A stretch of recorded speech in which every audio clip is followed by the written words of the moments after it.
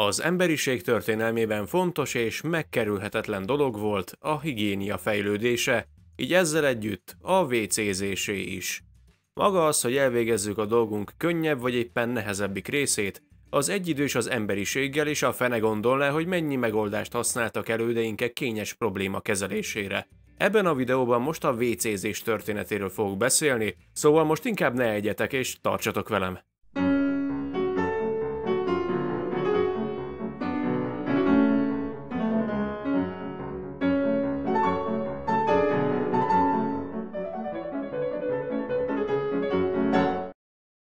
Az illemhely az mindig is része volt a történelemnek, habár igencsak kevés szó esett róla a fennmaradt forrásokból, hiszen az emberek jellemzően illetlenségnek tartották, ha beszéd vagy írás tárgya.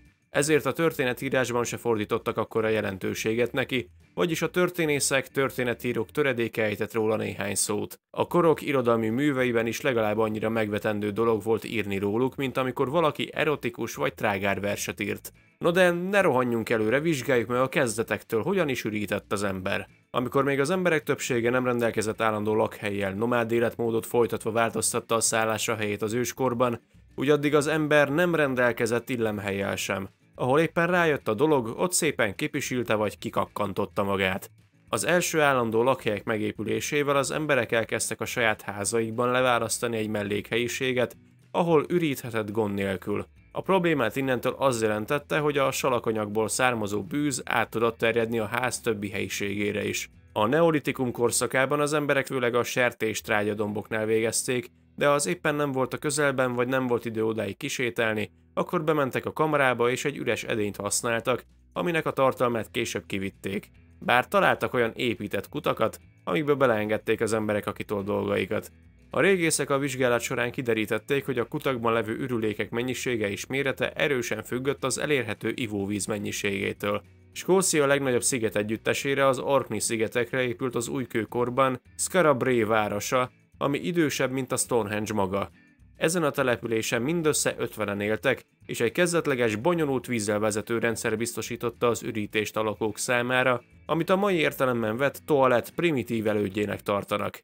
Mezopotámiában ugyanakkor olyan illemhelyiséges csatornarendszerek működtek, ami megint csak ámulatba ejtő. Időszámításunk előtt 4000 körül az ókor kellős közepén Nippur és Esnunna városában olyan vízöblítéses illemhelyek működtek, amit a gyűjtött esővízzel öblítettek le. Időszámításunk előtt 3200 körül jelentek meg Uruk városában a latrinák.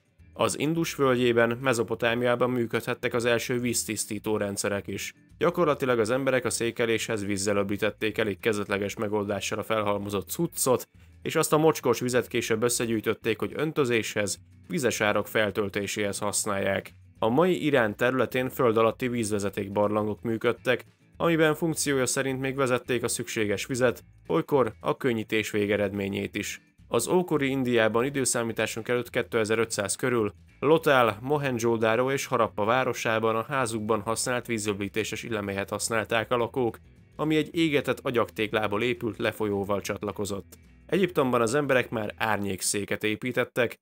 Az ókori görög történetíró Hérodotosz, mikor ott járt, azt egy nagy csodával figyelte. A férfiak állva, a nők ülve vizeltek oda, és ez az árnyékszék a házban volt. Második Szenuszert fáraó időszámításunk előtt 1890-ben külön gondolt a munkás és hivatalnok negyedben tevékenykedő alattvalóira, akiknek külön árnyékszéket építtetett. De a Perzsa-öbölben az arabok időszámításunk előtt 1000 körül szintén vízöblítéses illemhelyet használtak. Az ókorban a Bibliába jegyezték le, hogy az ember bárhol is táborozik, legyen egy hely, ahova kimehet és magánál egy ásó, amivel gödröt ásson a dolognak, amit majd be kell temetni. A héber kultúrában viszont kialakult egy olyan szokás, hogy az adott településtől alig 2 kilométerre egy fagerendákból épített árnyékszéket hoznak létre, aminek teteje volt és gödröt építettek benne. Külön a héberek figyeltek arra, hogy székelés után is kezet mossanak. A római birodalom területén nyilvános illemhelyek működtek, ahol az emberek egymás társaságát élvezhették nagy vécézés közben. A folyékony szenny elszállítását vízvezetékrendszerrel oldották meg. Az egyik ilyen legnagyobb rendszert a Cloaca Maxima biztosította, aminek tövében számos illemhely is működött. A vízvezeték hálózata végterméket a Tiberis folyóba zúdította. A házakban külön illemhelyek voltak. A középkorban azonban nagy váltás történt. Higiénia terén mintha hanyatlan indult volna a városi fejlődés. Az első középkori illemhely 820-ban készült St. Gallenben. Ez egy külön kamrahelyiség volt szerzetesek számára, amit Gosbert apát építtetett. A 13. századra lett elterjedt Nyugat-Európában a városfalon kialakított rés, amiből csak úgy hullott a széklet, ahogy a rés fölött pottyantott az ember egy nem túl kellemes sekszőrt piszkáló húzat közepette. Maga az illemhely egy fadeszkából készült ülőalkalmatosság volt egy lyukkal a tetején. A nemesség jellemzően edényt használt, aminek tartalmát főleg kizúdították az ablakon az utcákra vagy a városfal, várfal árkába. Csak később terjedt el az erkélyszerű képződmény a várak falán, ami maga az illemhely volt, és onnan zúdult le a cucc a fal mentén szétkenődve. Egy másik lehetőség volt, hogy a várakban az illemhelyet úgy rendezték el, hogy a kiürített széklet és mi egymás egy kútban vagy az árakban gyűjjön össze, és azt a förtelmes mennyiséget, ami kupacként ott képződött heteken át, azt majd valaki eltakarítja vagy betemeti. A városokban elterjedtté váltak a vízzel vezető árkok, de azok csak az esővíz elvezetésére voltak alkalmasak. A városlakók a legtöbb éjjeli edényt, amit megtöltöttek a szükség vészterhes perceiben, annak tartalmát mindig a vizes árokba öntötték, és gyakori volt, hogy eldugították azt, vagy egyszerűen lefolyt rajta, de az hosszú távon nagyobb problémát jelentett, ugyanis ezek a vízzelvezetők legtöbbször egy-egy patakhoz, folyóhoz vagy éppen tóhoz vezettek. A házak jellemzően már úgy épültek, hogy a telekhatárok mentén keskeny sikátorok épültek a városokban. Az árnyékszékek erkélyszerűen lógtak a sikátor fölé, és azoknak tartalmát, legyen az zárt vagy nyitott az illemhely, végül minden oda zúdult le. A sikátor szennyét senki se takarította el, ha esett az eső, akkor jó eséllyel azt a bűztengert elverte onnan. Rosszabb esetben még várni kellett vele a következő esőig. A középkori emberek, mivel nem úgy tervezték a napjaikat, hogy valamiféle rendszerszerűen végzik a dolgokat az illemhelyen, ezért, és persze a sajátosan labilis étrendjük miatt bizony nagyon hirtelen szükségkérdés volt, hogy minél rövidebb idő alatt elvégezhessék a dolgukat. Így például trágyadombok tövében guggolva vagy a házudvarán megásott latrinánál nem volt kérdés, hogy amikor menni kell, akkor ott el lehet intézni a cucc kieresztését. Ezeket a latrinákat úgynevezett gyepmesterek tartották rendben, és intézkedtek arról, hogy mindig lehessen beleüríteni. A 15.-16. századra már nyilvános illemhelyek is működtek a városokban, főleg hidak végében, és az ott használatos árnyékszékek tartalma azonnal a vízbe pottyant. Azok a városi polgárok, akik folyó mellett éltek, direkt úgy alakították ki az árnyékszéket, hogy vízzel lehessen öblíteni a kiengedett salakanyagot. Azok viszont, akik nem igazán engedhették meg maguknak az erkélyes árnyékszéket, nem is volt folyó a közelben, azoknál maradt az éjjeli edény, aminek tartalmát mindig az utcára vagy a vízzel vezető árkokba öntötték. Számos leírás, ábra maradt fenn a korszakból, amikor járókelők lettek egy ilyen szennyzúdításnak az áldozatai. Maga az erkélyes árnyékszék angol száz nyelvterületen egy sajátos nevet kapott, closetnek hívták, ami szekrényt jelent. Ha valaki meg akarta óvni a féltett ruháját a rovaroktól, kórokozóktól, akkor az ammóniában gazdag árnyékszékbe akasztották. Az újkorban ez a szokás erősen stagnált székelés terén. A Magyar Királyság területén az árnyékszék a fabudi elterjedését egy magyar nemes segítette elő a 15. századra, akinek a nevét a magyar történetírás a ragadvány neve nyomán jegyzett meg, Polczon Szaró György. Valószínűleg a nevet részben az angol száz closet eredetiéből vehették át, részben meg azért, mert a fabudin való ücsörgést tréfásnak találták a kortársai, és nem igazán értékelték higiéniai jelentőségét, ahogy luxemburgi Zsigmond magyar király sem, aki egy oklevelében is így nevezte őt. Azonban elsősorban nem polc volt a magyar neve az árnyékszéknek, a leggyakoribb kifejezés, amit használtak rá, az a gyomorszék volt, ami egy mozgatható ülőalkalmatosságra utalt, aminek helyét akár egy szobában is lehetett váltani.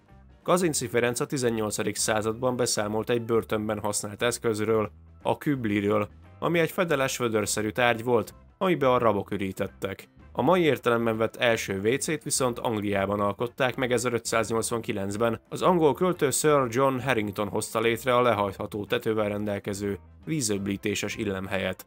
Az angol neve water closet, vagyis vizes szekrény lett. Habár angol nyelvterületen ezt inkább eredeztetik a close szóból, vagyis az illemhely zártságára, elkülönítettségére utalt a kifejezés.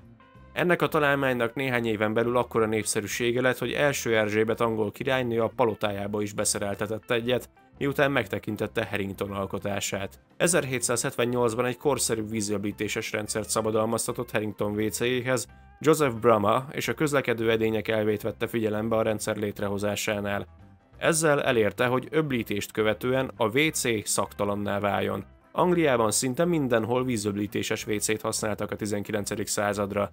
1854-ben megnyitották az első föld alatti nyilvános WC-t, és a 19. század utolsó harmadára hihetetlen tempóban az egyik legkelendőbb illemhely termékké és megoldássá vált a világon. Tömegpiaci termék lett, aminek immár a külseje is számított. Jól formatervezett műtárgyként fontossá vált, hogy mutatós legyen a helyén. 1914-re rendszeressé vált a fal mögé rejtett WC-tartály, amit gombnyomással hoztak működésbe, és népszerű termék volt a tehetősebbek számára az altestet tisztító bidé használata, ami korábban csak arisztokraták és uralkodói családok számára volt luxustermék. Az első és a második világháború hatására a WC-k építése jelentős mértékben csökkent. Az újjáépítések alkalmával egyszerű megoldások születtek. Tömbházakban csak a folyosók végére helyeztek az emeleti lakók számára közös WC-ket. Az 1960-as évekre Nyugat-Európában kitört egy környezettudatossági láz, aminek hatására csökkenteni akarták a vízöblítéses WC-k számát, hogy spóroljanak az ivóvízzel. Ezért egyes nyugati régiókban a környezettudatos állampolgárok előszeretettel készítettek maguknak a középkori árnyékszékekhez hasonló modern változatot, amit ma már csak száraz toalettnek hívunk. A skandináv toalettekkel elkezdték külön választani a vizeletet és a fekáliát. Míg a vizeletet tartályba gyűjtötték és elvezették, addig az ürüléket elektronikai megoldásokkal kiszárították és ezzel jelentős mértékben csökkentették az illemhely öblítések mennyiségét. A világ keleti felén többségében a guggoló WC-k honosodtak meg, Indiában az angol WC és a guggoló megoldás egyvelege vált valóra úgy, hogy az ülőke két szélére csináltak egy-egy emelvényt az igénybelvevő talpának, és úgy fölé tudott guggolni gond nélkül. Napjainkra pedig egyre újabb és egyre modernebb megoldásokat kínálnak szerte a világban. Szinte már csak egy kérdés marad, ami időtálló. Állva, ülve vagy guggolva. Nos, ennyi lett volna ez a kis videó. Ha tetszett, akkor kérlek lájkold, és ha még nem tetted, iratkozzál fel a csatornára, kövessél minden közösségi oldalon, és ha szeretnél támogatni, akkor azt a YouTube csatorna tagsági felületen keresztül, illetve Patreon formájában is megtehetitek. Legközelebb pedig találkozunk. Sziasztok!